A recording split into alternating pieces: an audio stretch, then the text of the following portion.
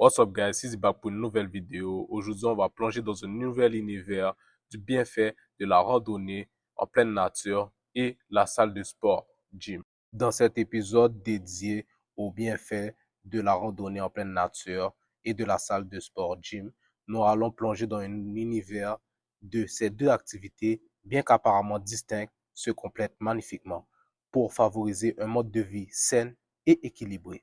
La vérité, la randonnée est bien plus qu'une simple activité de loisir. C'est un véritable prolonge dans la nature, une manière de se rencontrer et de se reconnecter avec soi-même et de découvrir des paysages à couper le souffle. Voici quelques-unes des principaux bienfaits de la randonnée de base. Deuxième point, la réduction du stress et l'amélioration mentale.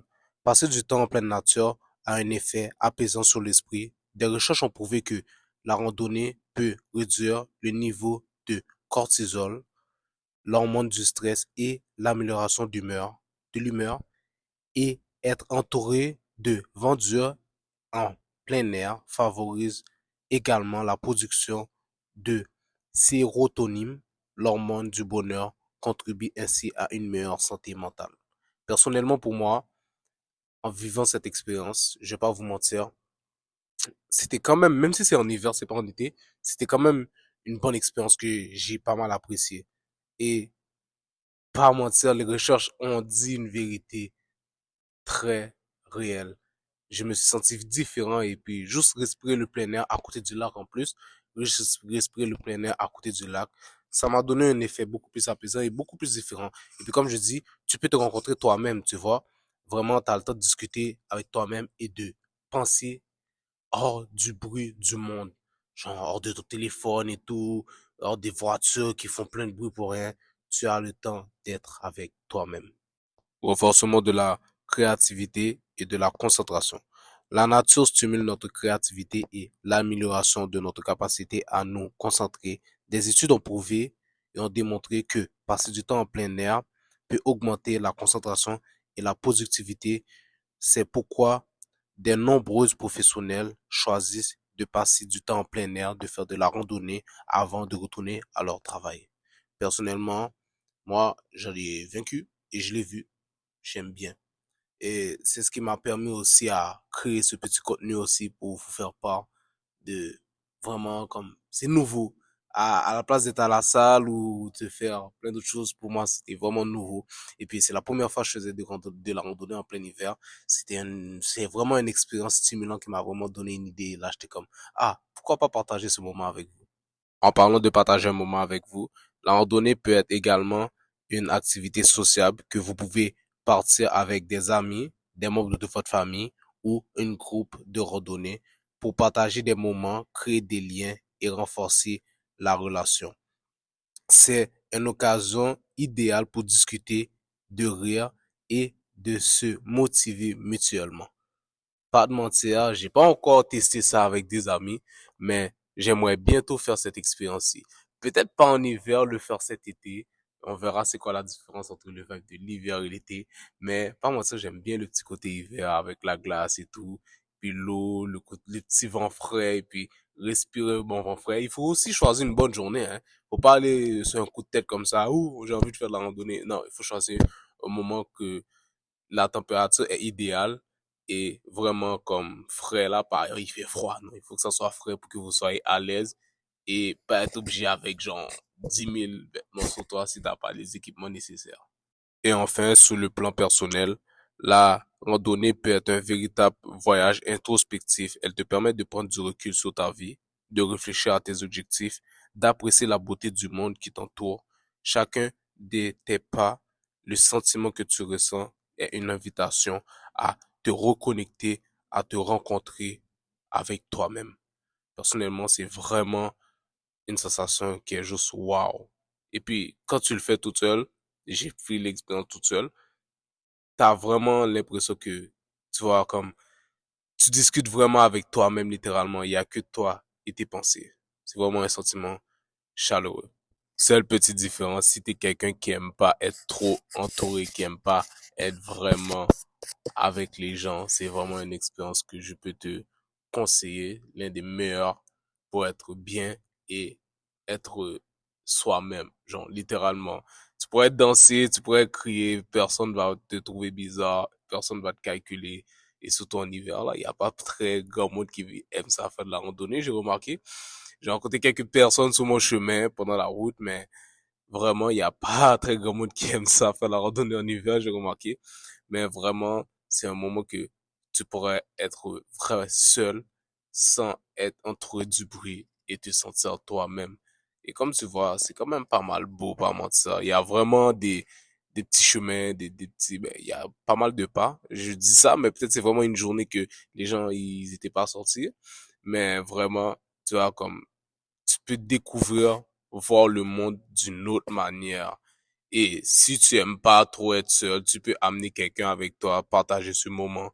Et puis c'est, comme je dis, c'est un moment que tu pourrais vraiment apprendre à te connaître plus et à découvrir plus chez l'autre personne.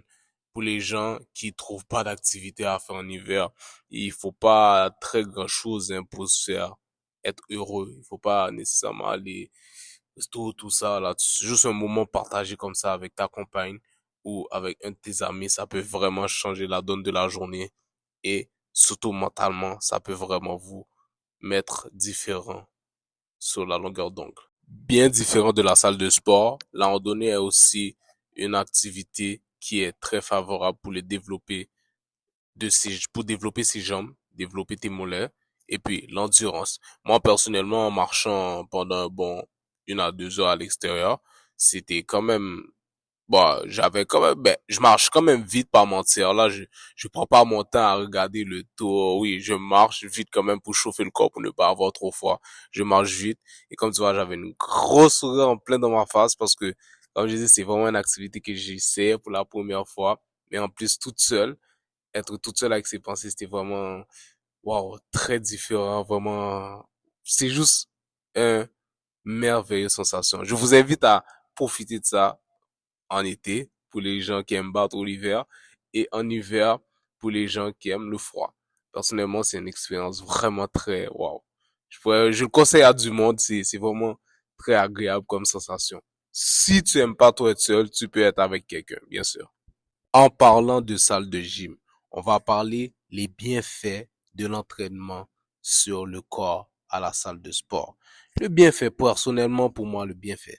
Très souvent, on peut le voir, la salle de gym est perçue comme un lieu de discipline, de travail acharné, offre également une multiple de bienfaits pour le corps et son esprit, tout comme la randonnée. Voici les avantages sur la salle de gym contrairement à la randonnée. Le développement musculaire.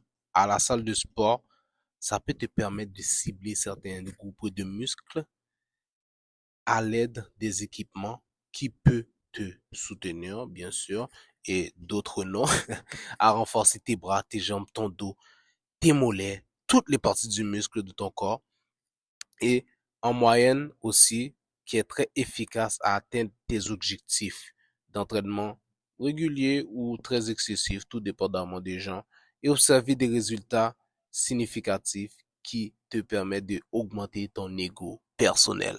Ouais, j'aime dire l'ego personnel parce que à un moment donné, quand tu commences vraiment à t'impliquer à la salle de sport, ce qui arrive, c'est que tu développes un ego. Tu te trouves beau, sexy, tes hanches, tes fesses grossies, tes bras grossis. Pour les filles, bien sûr, les fesses grossies. Mais pour les gars, tes bras grossis, ton chest, ton pectoraux, ton cou, tes trapèzes, tes épaules. Tu deviens plus dominant, t'affirmes encore plus et tu n'as pas peur de te montrer au monde. Tu n'as pas peur de prouver et de sortir de ton cocon. Les bienfaits un petit peu pour le début pour la salle. Moi, j'adore. On parle que de la gonflette, mais il faut pas que parler de ça. Il faut parler de la flexibilité et de l'équilibre aussi. Les cours de yoga et de pilates sont souvent proposés dans les salles de sport, sont parfaits pour améliorer la flexibilité et l'équilibre. Ces pratiques aident non seulement à prévenir les risques de blessures pour les gens qui s'étirent pas, qui s'échauffent pas avant de soulever des poids, mais aussi à favoriser une meilleure posture et une plus grande amplitude de mouvement. Comme j'ai dit, les personnes qui s'échauffent pas ou qui s'étirent pas avant la salle j'en faisais partie avant. Mais j'ai remarqué que quand tu t'étires et quand tu t'échauffes avant de commencer, ça aide non seulement à aller chercher plus dans les soulevés d'haltères, plus dans les mouvements et plus encore pour aller chercher loin. Par exemple, dans les squats, si tu t'échauffes et tu t'étires tes jambes avant d'aller faire de squat, tu verras, tu seras plus capable de descendre plus bas que quand tu t'échauffes pas et tu vas directement, quand tu t'étires pas et tu t'échauffes pas et tu vas directement sur la barre de squat. Genre, vraiment, je conseille à tout le monde de le faire. Ça aide. Suivi personnel, un avantage à la salle de sport. Tu peux bénéficier de coachs qui peut t'aider ou d'individus plus expérimentés que toi qui peut te donner des conseils à établir un programme d'entraînement, à adapter à tes besoins et tes objectifs tout en s'amusant, tout en effectuant les exercices correctement pour éviter les risques de blessures. Ce que j'aime dire très souvent aux gens, n'hésitez pas de demander de l'aide, n'hésitez pas de explorer, d'aller poser des questions à la salle. C'est comme ça tu t'expérimentes et c'est comme ça tu deviens de plus en plus fort et tu t'adaptes. Parce que il y a des gens qui vont être là, qui vont arriver à la salle, mais qui veulent pas demander des conseils, qui sont trop gênés. Moi, je trouve que c'est une erreur à faire. C'est un endroit aussi qui est très sociable. Personne va te manger. Personnellement, j'ai vécu l'expérience. Personne va te manger. Personne va refuser de te donner un conseil et personne va refuser de t'aider. Parmi ces séances qu'il fait, il peut prendre des petits 1 minute à 2 minutes pour t'expliquer et te donner des conseils pour quoi faire. N'hésitez pas, posez des questions et dans le meilleur des cas, prenez-vous un coach si vous avez les moyens. En parlant de personne va te manger, l'énergie et la motivation de la salle. La salle peut être contagieuse, être entouré de personnes qui te motivent, qui partagent les mêmes objectifs que toi. Ça peut te permettre à te surpasser et à découvrir un autre monde de compétition amicale. Par exemple, j'étais avec mon ami, lui il faisait 2 plates. Et moi, dans ma tête, je pensais même pas et je supposais même pas à être capable de soulever ce poids-ci. Et il m'a motivé en disant, vas-y, essaye pour voir, pousse, je suis là pour t'aider, t'inquiète pas, si t'es en train de die, je suis là. Et j'ai réussi à faire au moins 3 reps avec bien son aide pour les deux derniers reps, bien sûr. J'ai réussi à pousser jusqu'à là, alors que dans ma tête, j'avais vraiment aucune idée, j'avais vraiment aucune impression que je pouvais le faire. Mais grâce à lui et grâce à sa force et sa motivation par-dessus tout, juste en me poussant, j'ai pu me surpasser et être capable de le faire. Alors, toujours motivé ou pas? En parlant de motivation, mesure de progrès. En salle de sport, vous pouvez facilement suivre vos progrès grâce à des appareils mesurant et des bilans réguliers, que ce soit en termes de poids, de soulevé de poids, de temps de course, de répétition. Voir vos progrès peut être très motivant, extrêmement motivant et gratifiant pour votre ego personnel. Moi, comme je l'ai dit, avant, je faisais comme quoi 5 minutes sur le tapis de course. Maintenant, j'arrive à 20 et puis je suis pas en train de dire en mode je suis capable de bien tenir ma respiration et je suis bien quand même et je me sens à l'aise et je peux continuer même à faire plus que ça.